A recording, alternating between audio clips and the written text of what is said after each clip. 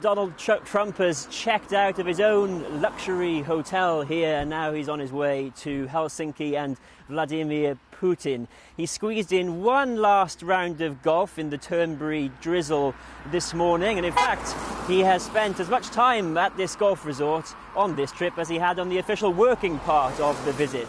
And what a trip it has been. So many standout moments, with one more this morning. Mrs May asked on Breakfast TV, what was that Brexit negotiating advice that Donald Trump gave you? And she replied, he told me I should sue the EU. And then a few seconds later, a little wry chuckle, which was quite revealing, I thought. Has Donald Trump enjoyed himself on this trip? Well, almost certainly he has. Has Theresa May got what she wanted from this visit? Well, if the aim was clarity from the President on a future UK-US trade deal, you'd have to say almost certainly not. There was nobody shouting racist at him today. Just one lonely protester and her dog. Nothing to trouble the wall of security behind which Donald Trump, doing what he loves to do, and evidently at ease. A low-key end, then, to a visit high in incident. It started, remember, with that incendiary interview, an unprecedented attack on his host and her Brexit strategy. I would have done it much differently. I actually told Theresa May how to do it, but she didn't agree with it. She didn't listen to me. This morning, Mrs May seemed to get her revenge. He told me I should sue the EU. Sue the EU? Sue the EU. A little laugh even at the President's expense. We're going into negotiations with them. But the Prime Minister was arguably chastened this week. Can you trust a word he says, she was asked? A diplomatic answer. I sit down with the President of the United States of America and we come to agreements and we put those into place. For Donald Trump, though, this visit delivered. A meeting with the Queen he's always craved, even if there was this awkward moment. And on future trade negotiations, he leaves with Britain guessing which of his contradictory statements to believe. This incredible woman right here is doing a fantastic job. The uncertainty is hardly what the Prime Minister would have wanted, and nor was this. They asked about Boris Johnson. I said, yeah, how would he be as a prime minister? I said, he'll be a great prime minister. He's been very nice to me. He's been saying very good things about me as president. I think he thinks I'm doing a great job. I am doing a great job, that I can tell you. He went on in that press conference to attack parts of the press and immigration. He left holding the Prime Minister's hand. Earlier today, Trump's former chief strategist was on the radio defending jailed ex-EDL leader Tommy Robinson. I don't think Tommy's a bad guy. I think he's a solid guy, and I think he's got to be released from prison. But he broke the law. His interviewer, Theo Usherwood, alleged that off-air, Steve Bannon swore at him and said Tommy Robinson was the backbone of this country. A source close to Mr. Bannon told us that Theo Usherwood breached the agreed terms of their discussion. Trump's opponents loathe these allegiances. Tens of thousands took to the streets across the UK this week. And on the beach at Turnberry yesterday, a handful finally got within earshot. But the placards can now be put away. Police can get off the golf course. It's over. President Trump has left for Finland, his attention already elsewhere. Kieran Jenkins. Well, Cathy Newman is in the Finnish capital for us. Trump will be landing any moment. Cathy, are they ready for him? Well, yes. Well, how can anyone be ready for an encounter between one disruptor-in-chief and another? And as Kieran was explaining, I mean, Donald Trump left the NATO summit in disarray. He committed all sorts of breaches of protocol with Theresa May and the Queen. And then today, here's how he described his European allies in an interview with CBS News. Have a listen. Well, I think we have a lot of foes. I think the European Union is a foe, what they do to us in trade. Now, you wouldn't think of the European Union, but they're a foe. Russia's a foe in certain respects. China's a foe economically, certainly. They're a foe. But that doesn't mean they're bad. It doesn't mean anything. It means that they're competitors. They want to do well, and we want to do well. It's really quite something to hear an American president speak of the EU in that way. So I think it's fair to say that the Finns are braced for what comes next. They've been protesting in quite a Finnish way, very civilised and a lot smaller in numbers than what we've seen in the UK. And some Finns have voted with their feet and left Helsinki for the duration of the summit. Those that are left to host it are determined that it goes as smoothly as possible.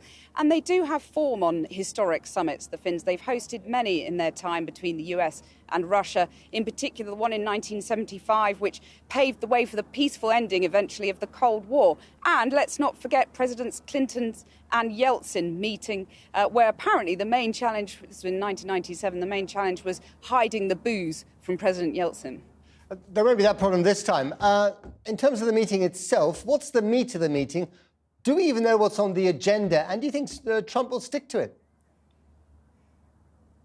Well, as you know, Matt, Donald Trump never sticks to any formal agenda, but he has given us a few clues in the last few days with press conferences and so on. He's promised that he will mention the issue of Russian meddling in the US presidential election in 2016, and particularly with those recent indictments by the special counsel, Robert Mueller. That's a particularly pressing issue. But I don't expect that he'll spend that long on it, nor will he probably want to linger on the issue of the Novichok poisonings on the streets of Britain. I suspect he'll want to steer the conversation round, if he can, to the issue of Syria and his idea of some kind of grand bargain with Russia over Syria and Iran's role there. So predictably unpredictable.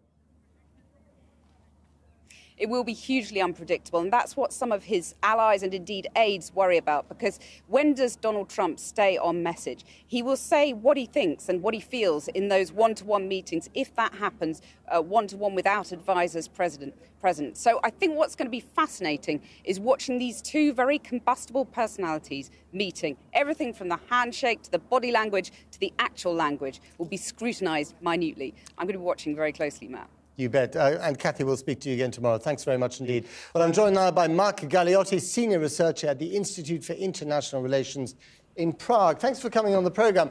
First of all, can I get your perspective on this word foe? I mean, an American president describing the European Union as a foe, albeit in business terms, that's quite unusual, isn't it? That's actually unprecedented, and particularly it's not just using the word foe, but it's the context that he basically brackets the European Union, China and Russia in the same category, as if, well, in some respects they are foes. So in that respect, what he's doing is at the same time as dramatically downplaying America's historic relationship with Europe, he's also, as usual, whitewashing its relationship with Russia. And how worried will Eastern European countries be by this particular word and by this meeting? Well, I mean, I think all European countries have all kinds of reasons to worry. In a way, though, that's actually part of the problem. I mean, in reality, there is a sharp limit to what Trump can actually do. Trump talks quickly but acts slowly, if at all. And he's also going to be rather limited by Congress.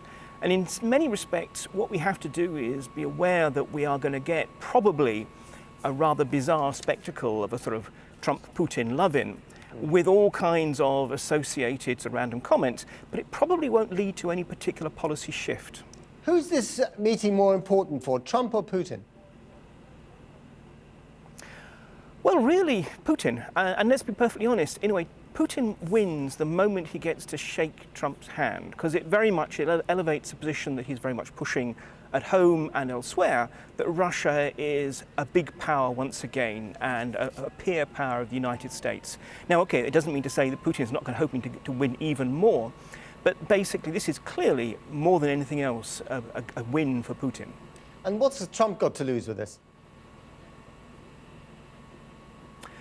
Trump seems to have this belief that he can, by personal relationships, reshape the world, and obviously reshape the world to what he thinks of as America's advantage.